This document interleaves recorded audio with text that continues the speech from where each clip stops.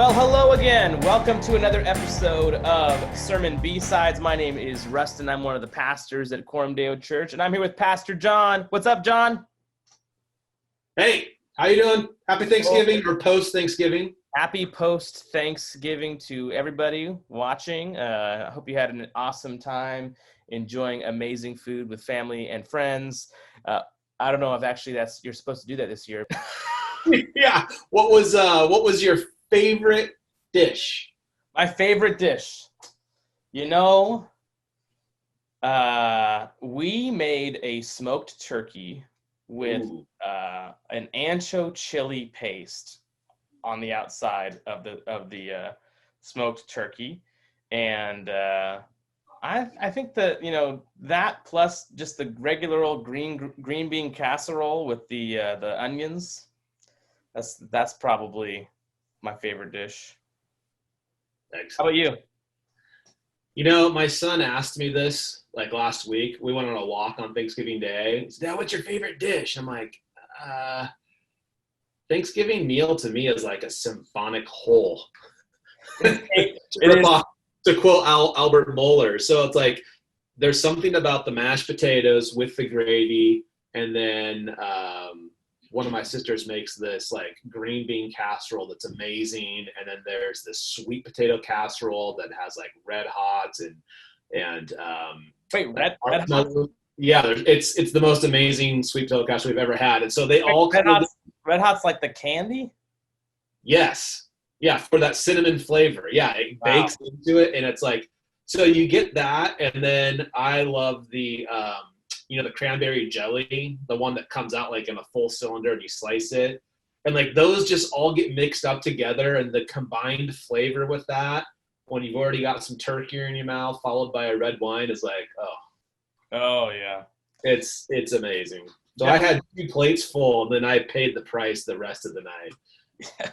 We definitely had some nice food. We also had a little bit of some of the it was a smaller gathering than normal because of some people being careful, which I understand. But we had some nice wine. We had some delicious pies as well.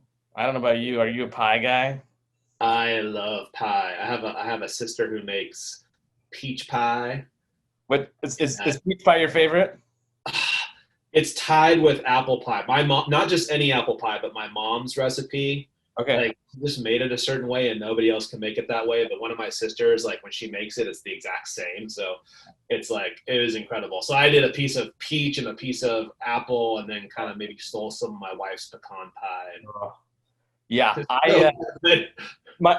It's kind of hard to even compare pecan pie with an apple pie, for instance. Like those are almost different worlds, but I'm a pecan pie fanatic. So I was trying not to overdo it on pies, but there was a lot of pecan pie and less people. So, but yeah. So we had a good time. It was delicious. One time, speaking of peach, I just got to get this out of the way because it's so unusual. Somebody once made me. It's like after we had a baby, somebody from our church made me a peach crumble, like a pie, but like it has like the crumbly topping. Yeah. They put cardamom essential oil in the crumble.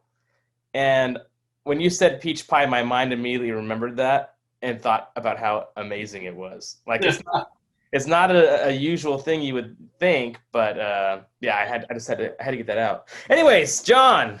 Yes. We talked a lot about pie and Thanksgiving and whatnot, but we usually start by talking about what we're drinking and reminding people to please share this if you enjoy it. But yes.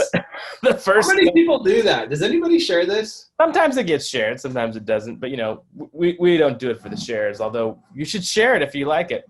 Yeah, we ask you to do it. It's just a way to say thank you. Yeah, it's a way to have fun conversations with your Facebook and social media buds. So, Jon, what are you drinking today? So it is Thanksgiving, and I received a bottle. Actually, all the pastors got a gift basket at our meeting in October, which was amazing. Our church was super generous and kind and supportive. And one of the things that was in the gift basket was Redbreast 15-year Irish whiskey. Irish whiskey.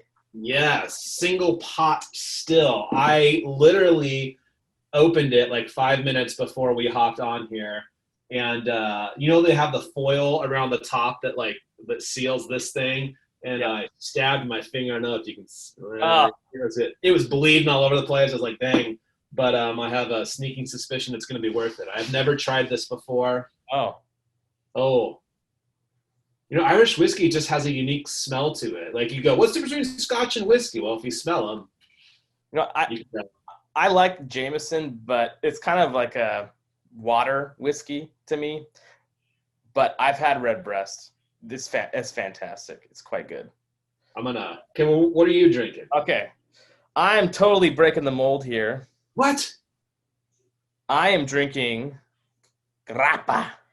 Grappa, which is it's like an Italian spirit made from it's kind of like a brandy made from the leavings after they make wine in Italy.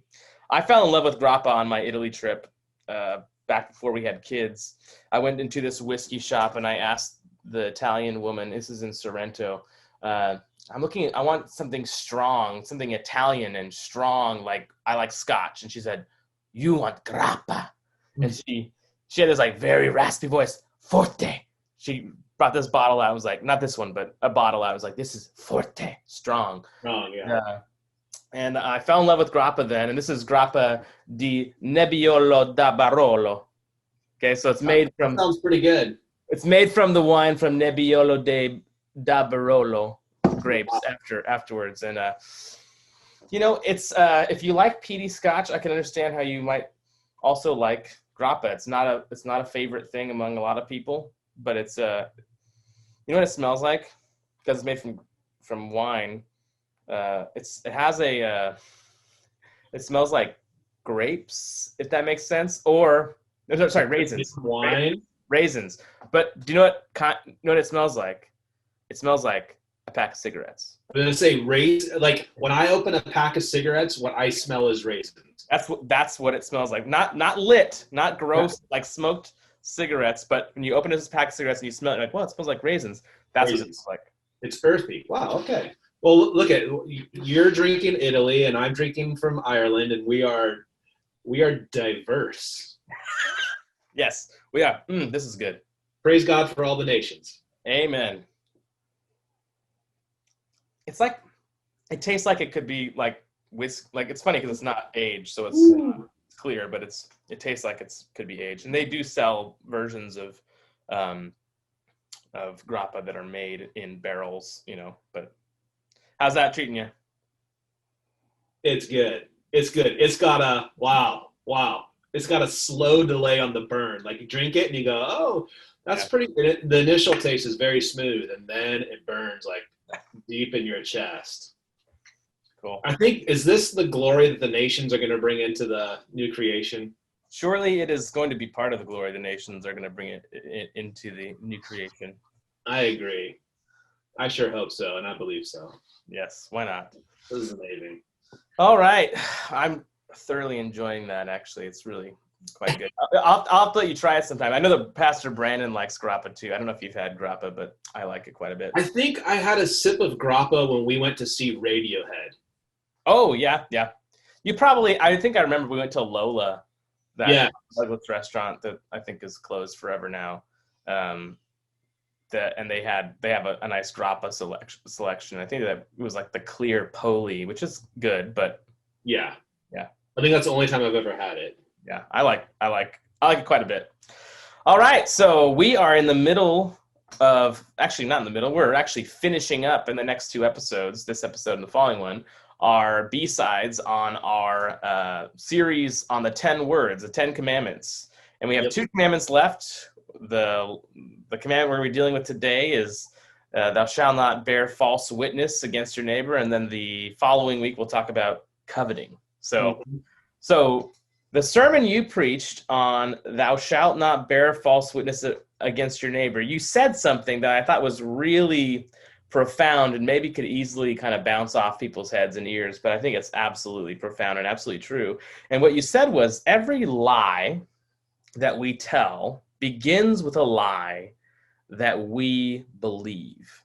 Every lie we tell begins with a lie we believe. Could you kind of talk a little bit more about what you're getting at with that statement? Because I think it gets to the heart of what's happening when we speak untruthfully. Yeah. So I heard a guy speak, and he asked this question, and it was basically why do we lie in particular scenarios? Like, what motivates our lying? And one of the things that I suggested in the sermon was that essentially we're trying to protect ourselves or save ourselves from guilt, or we're trying to save ourselves from shame. So we tell lies to influence the way we're perceived by others, or we tell lies to essentially get out of trouble. And so when you think about the context of the law in the beginning of Exodus 20, when God says, I'm the Lord your God who rescued you, right? I am Yahweh, I'm your savior.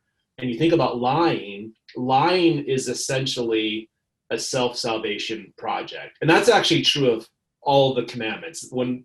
Every time we break a commandment, it's essentially a self-salvation project. But especially with lying, I think it's easy to connect the dots that when we lie, we're trying to save ourselves from consequences, or we're trying to save ourselves from perception. And so lying is essentially a self-salvation project. And the only reason we endeavor in these self-salvation projects is because we believe the lie that God is not our savior. Therefore, we must save ourselves. If I'm known and loved by God, then I don't have to save myself from the way people perceive me. If God is my protector and my provider, I don't need to save myself from the consequences of my actions.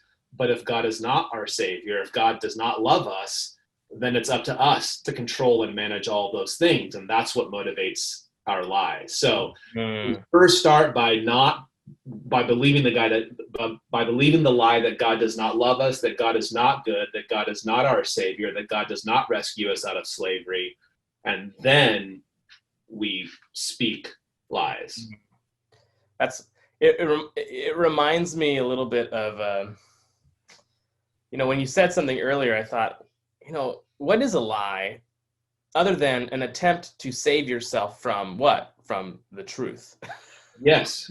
We lie because we're running from the truth, what that truth means for us. But what's so interesting and powerful about what you just said is that any lie that is an attempt to run from the truth believes that the truth, and let's just abstract the truth to think about, it's God's reality. It's the reality of who God is and the fact that he's made the world, that he's in charge, right? Yeah. So every lie is an attempt to escape his reality, his truth, and thus it must believe he is not a gracious God.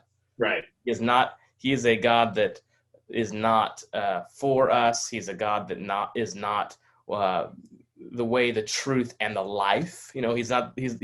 There's an implicit belief in every lie that God is not good. Absolutely. Yeah. I think last week you mentioned that stealing is the first sin, committed in the garden. But the first violation of God's character is a lie. Yeah. And that precedes the sin. So when you look at that whole exchange in Genesis 3, what Satan is doing is exactly what you said. He's trying to get Eve to question the goodness of God.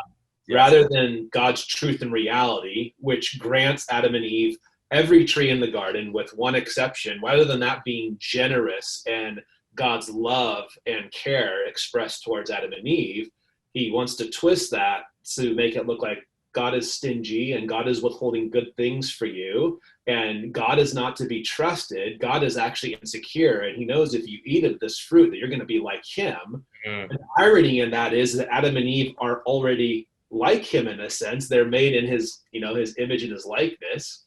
But his whole tactic is to get Eve to question, is God good? Does God have my best interest in mind? Can he be trusted?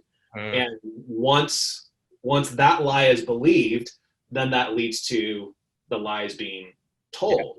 Yep. Adam and Eve. So yeah, it's interesting that it really does come down to, is God good? Yeah. I was thinking just when you kind of brought up the serpent story and how he questions God's goodness. He questions what God has said, and how there's something even deeper than just questioning his goodness going on. There's like, if God speaks truth by his very nature and never lies, and God also creates reality through his word, right? Yeah. God is a speaking God who creates reality, and he is ultimate reality, but everything that he's made is the fruit of his lips, right? It's the fruit of his speaking, his word, and how lies are necessarily an attempt to recreate or to remake steal and remake reality after our own rebellious ways, instead of aligning with walking in with the grain of God's truth and what God has said is real. So there's a usurpation happening as well, right? Where when Satan speaks untruth, right? When he questions God's goodness, he's also presenting a completely different version of reality. He's a completely different understanding of the world and our place in it. And I think speaking lies is directly related to also living in lies. Yeah. And living in a understanding of the world that is ultimately not accurate, not true. Right, and it's destructive. Yes. So one of the really interesting things in Genesis 1 is that the first thing the primary thing that God does in Genesis 1 is he speaks. Yep. And when he speaks, right, the very beginning, the opening verses of Genesis 1 introduce us to a kind of chaotic and void earth. This is in the beginning, God created the heavens and the earth was without form and void, and darkness was over the face of the deep. So that's how the story begins. And throughout Genesis 1, as God speaks, what is void and formless and dark becomes a formed, light, and full place. So when God speaks, God is the truth, and so he speaks truth, and that truth brings order to creation. It orders the water, it orders the land, it orders the stars, it orders the sun, it orders the moon, it orders all life. And then God creates Adam and Eve in his image and his likeness. And part of what they are to do is to be truth tellers, because they bear the image of a truth teller. And when they speak truthfully, guess what happens? Order, structure, human flourishing. And so that is so profound, because if you don't have that truth and you try to propagate an alternative truth, which is a lie, it cannot produce human flourishing. It absolutely cannot do it, because truth leads to life, truth leads to structure, truth leads to human flourishing, but all deception, just like in Genesis 3, right? The lie, it's believed, what does it do? It brings death, it brings destruction, everything starts to collapse in on itself. And that works itself out in personal ways, right? So if I tell a lie, right, I'm bringing chaos into relationship with whoever I'm in relationship with. But it's also true at a political level that when your worldview is a lie, it will only ultimately produce chaos, and it won't lead to human flourishing. It'll lead to the destruction of human beings. Yes. And that's an inescapable reality. It's amazing how when that happens, when it happens at a political level, I mean, the most dangerous thing for this is kind of, I may be speaking in some superlatives here, but the most dangerous thing for a polis, a city, a group of people that are living together in some sort of a public manner in terms of like a society is for there to be no trust, right? For there to be, how much is our life together as a society based upon common understandings of what we believe to be true, and thus worked out in fleshed trust, right? You trust every time you get on the right side of the road, you trust that people driving on the left side of the road are going to, know that that's their lane, right? On the opposite. Unless you're in Ireland. Yes, unless you're in Ireland or Italy, right? Yeah. So, but then you have, what happens to a people over time when the nonsense of relativism becomes the dominant way we think about truth. We think about, you said, it's truth or alternative truth, which is a lie, right? Yeah. But we live in the golden age of alternative truth. We live in the time of your truth, my truth. Speak my truth. I need to speak my truth. Those are the calling cards of our time. What does that end up doing to us as a people? Well, I think when you don't have truth telling, you don't have trust, and when you don't have trust, you have chaos, and you have anarchy, and you have nihilism. Yep. So right now, what's happening, like, I don't know if people in other countries are watching this, but what's happening in our country with the election, it's like part of a legitimate democracy depends on people trusting. Yep. Right? Trusting the election. And even if you don't like the outcome of it, the trust that it was legitimate is what holds it together. Yes. Once that trust erodes, once people believe that it is a lie, then the whole thing goes to chaos. It all goes to darkness. So I think that's a huge issue right now. Repeat the question to me, because I had something else. I was thinking we live in the age of like relative truth and your truth, my truth, and what does that end up doing to a people? I think that we have this kind of silly idea that this can be sustained long term, and I honestly don't think it can. I think that we're things move in a direction and they head towards an end and a goal, and I don't know that relativism is heading in a direction that is people are aware it's going. But what does that do to us? So you and I think have said multiple times, either in lectures or sermons or B-sides or whatever, that the secularism and pluralism it's a myth. Yeah, neutrality in particular. Yeah, neutrality is a myth, and so the idea that you have your truth and I have my truth is like one step away from the idea of ultimate truth. Yeah. But where that leads to is not a world where everybody believes that we have our own truth. It leads to a world where the truth is hated. Yes.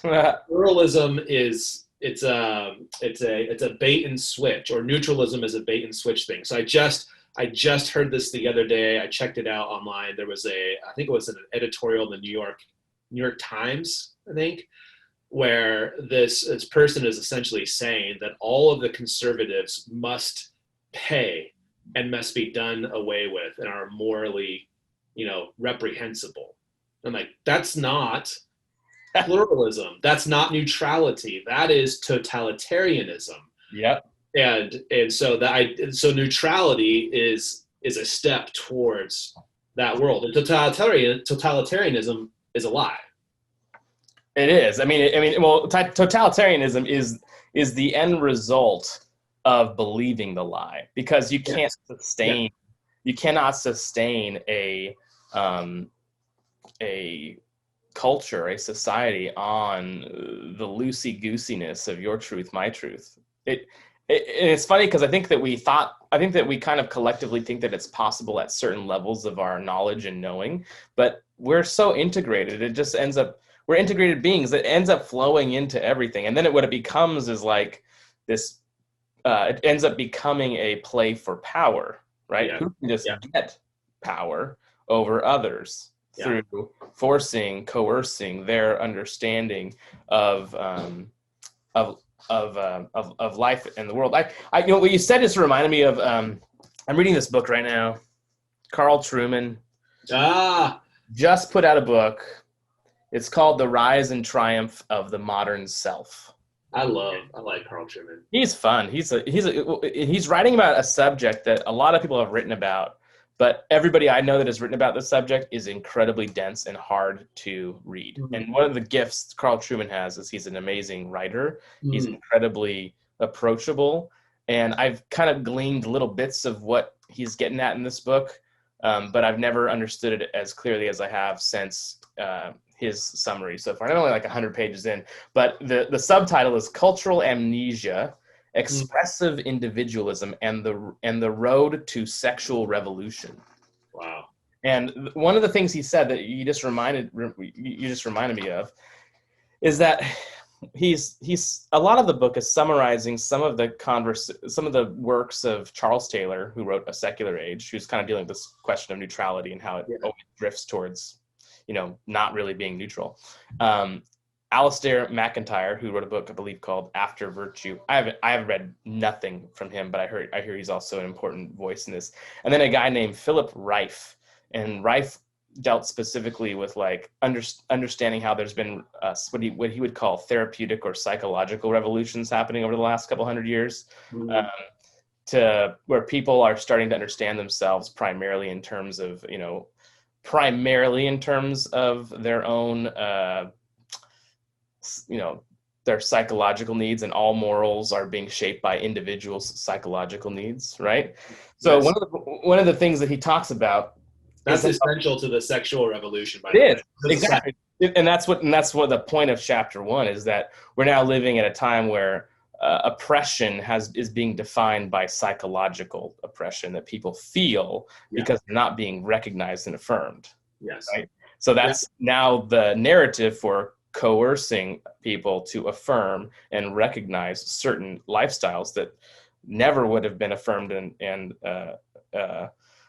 accepted 20 years ago as publicly affirmed. They would have been tolerated and seen as, okay, we're not going to go after you or whatever, but we're now in a time where it's moving in the opposite direction. And he talks about how he's summarizing Rife, and he says people move from, he calls them the first, second, and third worlds, which have nothing to do with the way we usually talk about those terms. But the first world of understanding values and meaning kind of like appeals to some sacred myth. So he'd say paganism was an appeal to some sort of sacred myth to say this is true and this is not, right? Yeah. And this is worth pursuing and honorable, and this is not, right?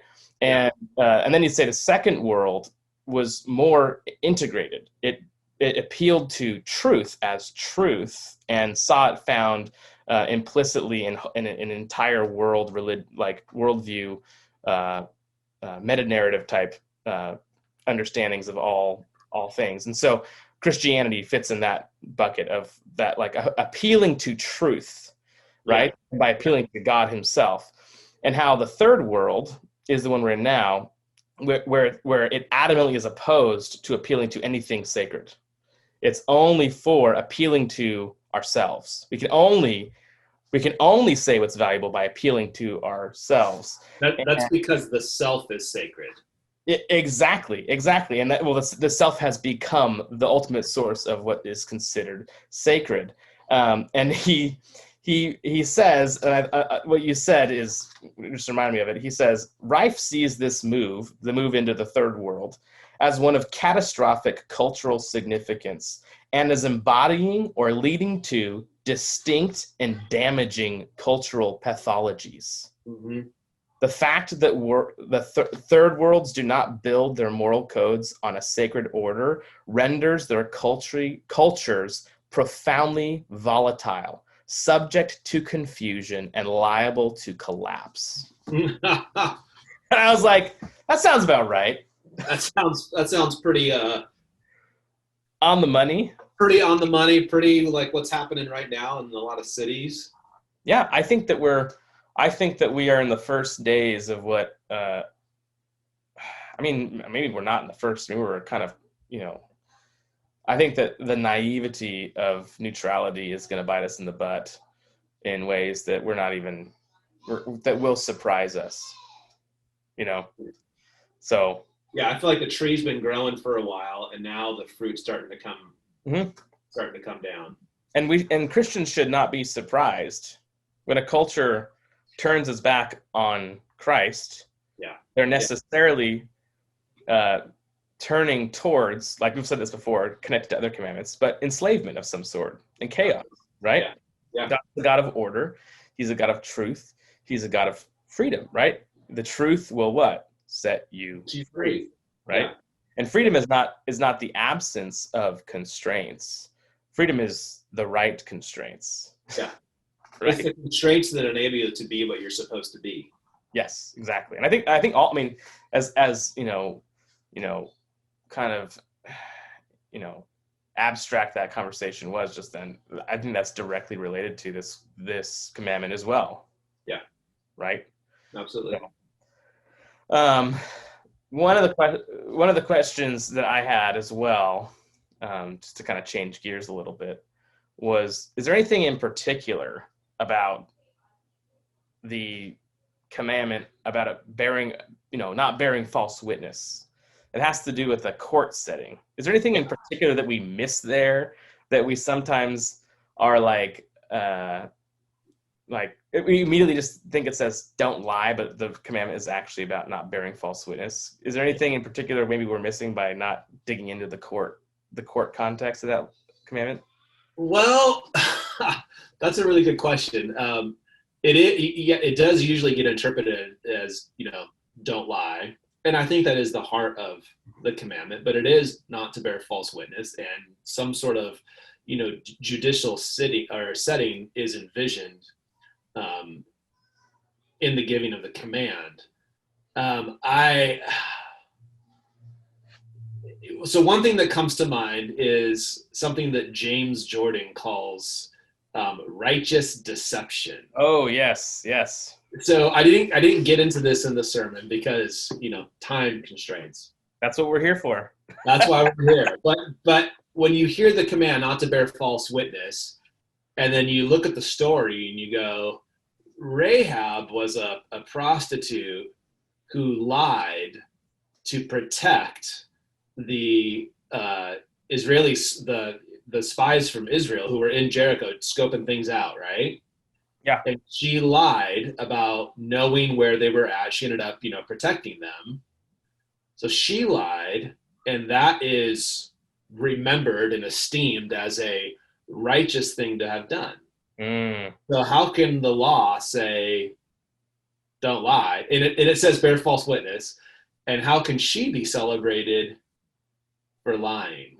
And so there's this category again. So James Jordan's a guy that you and I have read a little bit about, and he tends to mess with categories and stuff like that. But he talks about righteous deception, and he uses other instances that are earlier in Genesis that we don't necessarily have to get into. But I think Rahab is a great example, and a real world example would be, if it's all real world, John. It's just maybe more recent. Yeah, I mean, like right now, yeah. But you think about like in the early 20th century when you had Germans who are hiding Jews, and when the Nazis come to your door and say, do you have any Jews, right? Yeah. Do you tell the truth knowing that the Jews are going to die, or do you lie to preserve human life? Yeah. And that, that example, it's the same principle with Rahab, and it's, the same thing today. I think that the commandment is to fill it out. It's, you shall not bear false witness against your neighbor, right? Yeah. So there's an implicit context for the false witness. It's saying don't speak falsely in a way that harms your neighbor, right? Yeah. And I think that Jordan would, I don't know if I've ever heard Jordan talk about it, that specifically the commandment, but I've heard someone else talk about it this way, but how the commandment in itself has those kind of borders of the point of this commandment is to protect your neighbor, not to harm your neighbor with your speech.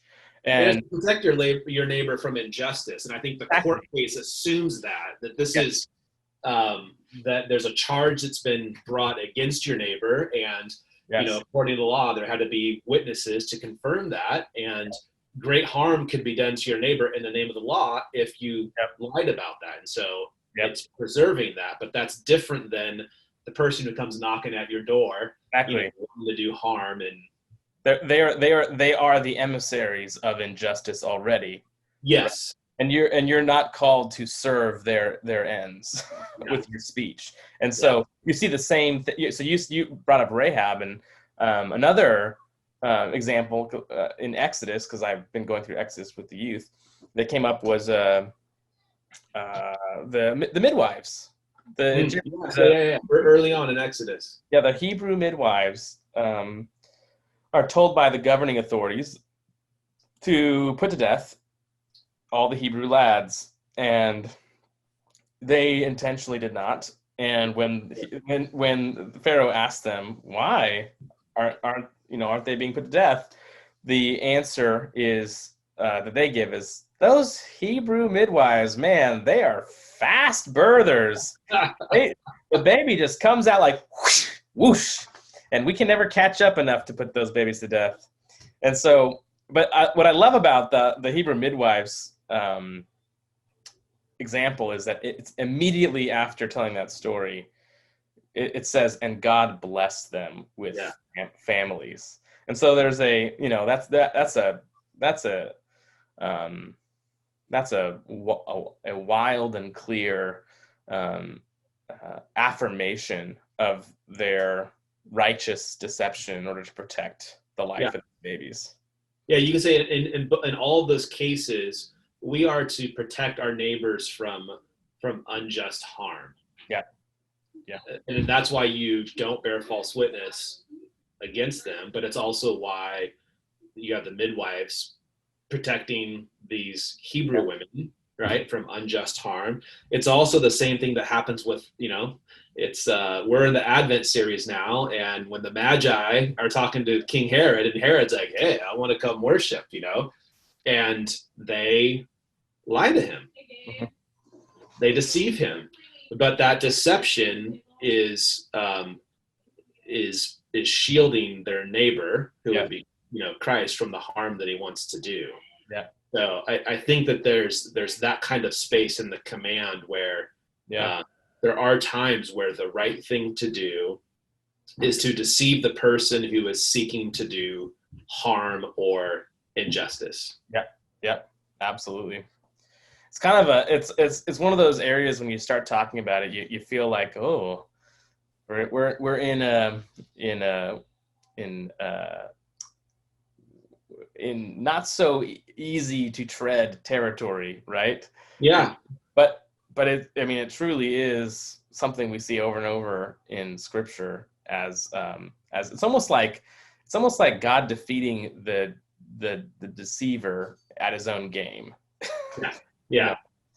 So, well, I think the last question we should hang out on for a little bit here.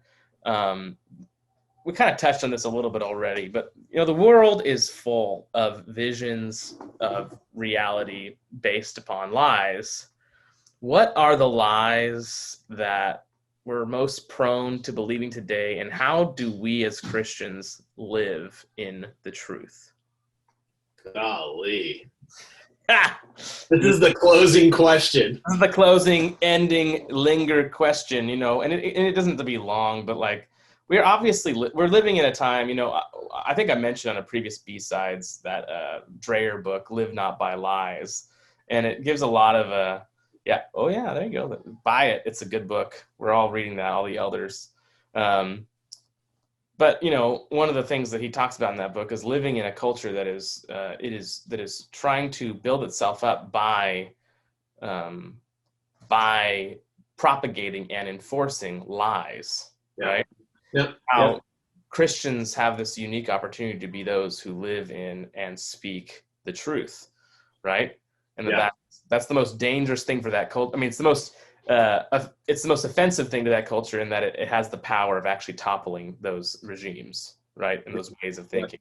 So what are we most prone to believing today? What are the visions of life today that are lies, and how do we as Christians live in the truth? Okay, this may feel like it's cliche or generic, because I think you could say it anytime. But I really think these are really big issues that right now, in the end of November 2020, that Christians are really struggling with. The first is Christ is Lord. Yeah. And it's not just that Christ is Lord, but there is no limit to the jurisdiction of the lordship of Christ.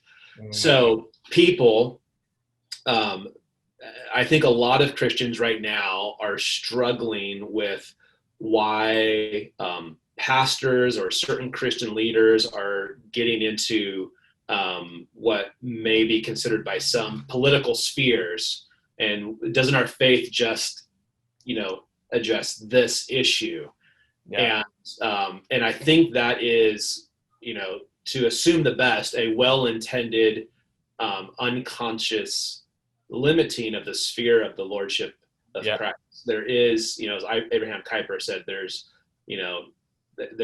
what is it? There's no square inch in the universe of existence over which Christ does not proclaim mine. Yeah, exactly. And I think that we have been in a political situation. I think it's that hinge of neutrality, where we're shifting into what really isn't neutral. But we've been in this sphere where we haven't really been forced to think through all of the implications of the lordship of Christ. Yes. And now we do. And I think it feels very foreign to people. And I think as you and I, we've had to have conversations, and the elders have had to have conversations, and Christians and pastors have had to have conversations we haven't had to have before. And now we have to think about the implications of this. But I'd say the lordship of Christ is a huge one. How does that influence the way we think about politics? We engage in politics. How does that affect things like governors' mandates and guidelines? And do standards of justice apply? Should we care about small businesses in our community? Should we care about those kinds of things? So I would say that is one, and then very, very closely related. And this has been something I think has been on my radar for a long, long time, but I think it's the issue's being forced right now, and that is the church.